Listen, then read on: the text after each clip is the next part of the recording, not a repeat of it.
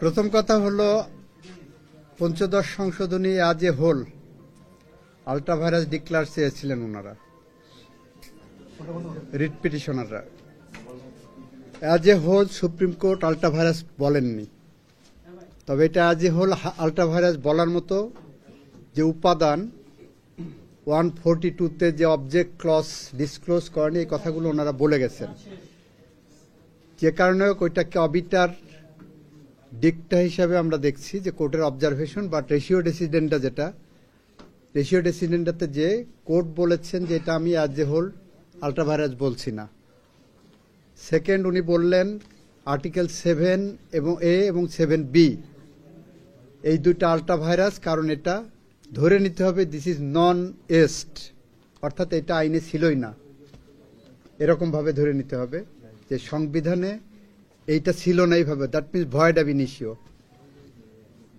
তারপরে এখানে আসছেন কেয়ারটেকার গভর্নমেন্টের বাতিল, যেটা এই বাতিল করাটা অবৈধ হয়েছে, বাতিল করাটা অবৈধ হয়েছে, ওখানে উদ্দেশ্য পরিণত হয়েছে। এবং ওনারা রেফারেন্স হিসেবে বলেছেন গত 3টি নির্বাচন কিভাবে হয়েছে, কিভাবে গণতন্ত্র নির্বাসিত হয়েছে, কিভাবে আইনের শাসন ভুলুণ্ঠিত হয়েছে, কিভাবে বিচার বিভাগ অ্যাফেক্টেড হয়েছে, কিভাবে সংবিধানের বেসিক স্ট্রাকচার আঘাতপ্রাপ্ত হয়েছে, সেই কথাগুলো ওনারা বলেছেন। এরপরে ওনারা বলেছেন সুতরাং কেয়ারটেকার সিস্টেমটাকে বাতিল করাটা ওনারা অবৈধ ঘোষণা করেছেন। এরপরে ওনারা বলেছেন সংবিধানের একটা জায়গা ওনারা দিয়েছিলেন 44-2-তে সরকার ইচ্ছা করলে যে কোনো জায়গায় হাইকোর্ট বসায় দিতে পারবেন, এটা অবৈধ। কারণ এটা 8th অ্যামেন্ডমেন্টের জাজমেন্টে ক্লিয়ারলি বলা আছে there shall be a high court division, there shall be a supreme court, there shall be the supreme court of Bangladesh.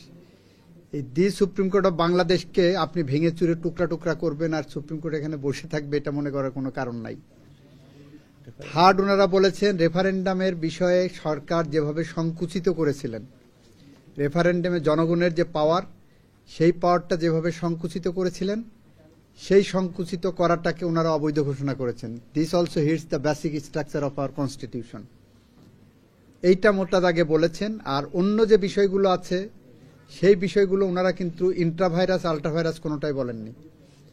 ওনারা বলেছেন ওই বিষয়গুলো পরবর্তী পার্লামেন্ট দেখবে, তাদের উপর ছেড়ে দিয়েছেন। ওইটার ব্যাপারে দে রিফ্রেন্ড দেমসেলফ, যে ওই ব্যাপারে আমরা কোনো কথা বলছি না।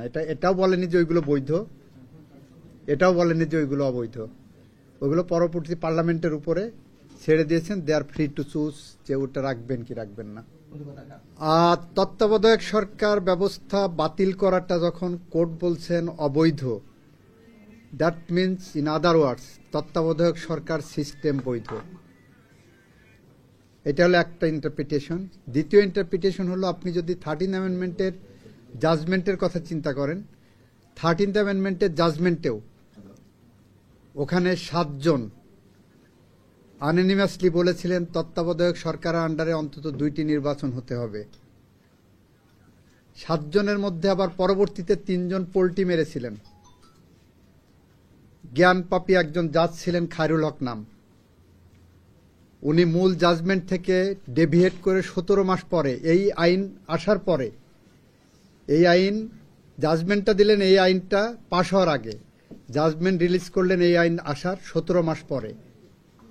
সেখানে যে উনি রায় দিলেন যে ঠিক আছে পরবর্তী 2টা নির্বাচন হবে, তবে পার্লামেন্ট ঠিক করবে কোন ফর্মে হবে।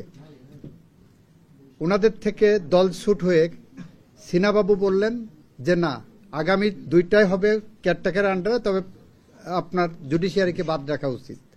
আর আগের 3 জন তো বলেছিলেন যে এটা তত্ত্বাবধায়ক সরকার বৈধ।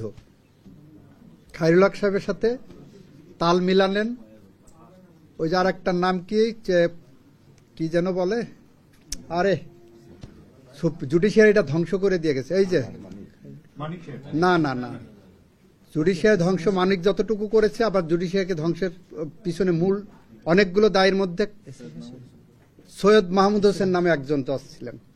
জাস্ট এইভাবে কোট করেন, he is one of the most instrumental persons, যেই জুডিশিয়ারিকে ধ্বংস করে দিয়ে গেছে। ওপেন কোর্ট, এগুলো সাজা হওয়া উচিত। এইগুলোর কারণে আজকে বাংলাদেশে গণতন্ত্র নির্বাসিত, বাংলাদেশে মানুষ হত্যা হয়েছে, বাংলাদেশে খুন হয়েছে, বাংলাদেশে মানবতা বিরোধী অপরাধ হয়েছে, গুম হয়েছে, মৃত মানুষের বিরুদ্ধেও মামলা হয়েছে। তো এই জায়গাটায় আপনার তত্ত্বাবধায়ক সরকার ব্যবস্থা সংবিধানের সাথে সাংঘর্ষিক না, এইটাই মুদ্রা কথা। কারণ আজকে রায়ের মধ্যে বলেছে অন্তর্বর্তী সরকার সাংবিধানিকভাবেই বৈধ সরকার। আর্টিকেল 106-এ ওপিনিয়ন নিয়ে করা হয়েছে এবং আর্টিকেল 106-এর প্রেক্ষাপটে অর্ডারের মধ্যেই দিয়ে দেন চিফ জাস্টিসের নেতৃত্বে যে ফুল বেঞ্চ, তারা যে 106-এ ওপিনিয়ন দিলেন, এটা কিন্তু সাংবিধানিক ওপিনিয়ন। আপিল বিভাগের সাংবিধানিক ওপিনিয়নে বলেছেন, রাষ্ট্রপতি ওনাদের কাছে বলেছেন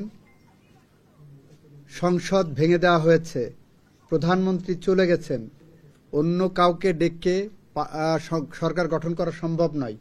এই পরিস্থিতিতে রাষ্ট্রপতি অন্তর্বর্তীকালীন সরকার গঠন করতে আইনি কোনো বাধা আছে কিনা, সেখানে সুপ্রিম কোর্ট গোটা প্রেক্ষাপট বিবেচনায় নিয়ে সুপ্রিম কোর্ট বলছেন এটা বৈধ এবং সাংবিধানিক সরকার হবে। ওইটার সাথে তত্ত্বাবধায়ক সরকারের কোনো সাংঘর্ষিক কোনো পজিশন নাই। এই সরকারে রিনেমড হবে। যেমন আমি আপনাকে বলি, আপনারা জেলা ও দায়রা জজের নাম শুনেছেন। একই ব্যক্তি যখন সিভিল মামলা করেন তখন তাকে বলা হয় জেলা জজ, ওই একই ব্যক্তি যখন ক্রিমিনাল মামলা করেন তখন তাকে আর জেলা জজ ডাকা যায় না, দায়রা জজ। এই ব্যক্তিগুলোই যখন তত্ত্বাবধায়ক সরকার সিস্টেমে ব্যাক চলে যাবেন, ওনার তত্ত্বাবধায়ক সরকার প্রধান এবং এটা হবেন, লেভেলটা চেঞ্জ হবে। এটা সাংবিধানিক কোনো সাংঘর্ষিক কোনো জায়গা নেই, অ্যাম্বিগুইটির জায়গা নেই। অ্যাপেলেট ডিভিশনের যে রিভিউ পেন্ডিং আছে সেইটাকে বাইপাস করেই এই আইনেই এই রায়ের প্রেক্ষিতে তত্ত্বাবধায়কে ফিরে যাওয়ার সম্ভাবনা আছে। কেন আছে? তত্ত্বাবধায়কের 13th অ্যামেন্ডমেন্টের রিভিউতে গেছি। তত্ত্বাবধায়কের 13th অ্যামেন্ডমেন্টের জাজমেন্টের দুইটা রেশিও, কোর্টের সামনে দুইটা ইস্যু ছিল। এক, তত্ত্বাবধায়ক সরকার বৈধ না অবৈধ। ওই পার্টে 4জন বললেন অবৈধ, 3জন বললেন বৈধ তত্ত্বাবধায়ক। এই একটা পার্ট। দ্বিতীয় পার্টে 7জনই বললেন পরবর্তী 2টি নির্বাচন তত্ত্বাবধায়কের আন্ডারে হবে। এই যে পরবর্তী 2টি নির্বাচন তত্ত্বাবধায়কের আগে আন্ডারে হবে, সেইটার আগেই আপনার যখন 15th অ্যামেন্ডমেন্ট নিয়ে চলে আসলো, তখন ওইটা ধরে নেওয়া হবে যে ওইটা দ্যাট ইজ ইন অ্যাবিয়েন্স।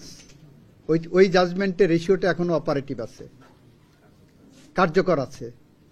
অ্যাটলিস্ট আগামী 2টি নির্বাচন তো উইদাউট এনি অ্যাপেলেট ডিভিশন ইন্টারভেনশনও লাগে না। That part is still valid. Review লাগে যে এটা অ্যাজ এ হোল যদি বৈধ বা অবৈধের ব্যাপার, অ্যাজ এ হোল বৈধ বা অবৈধের ব্যাপার, নাম্বার 1। নাম্বার 2 হলো যে পরবর্তী 2টা না পার্মানেন্টলি এই সিস্টেমটা আমরা রাখবো। এই কারণেই হলো ওইটা রিভিউতে যাবে।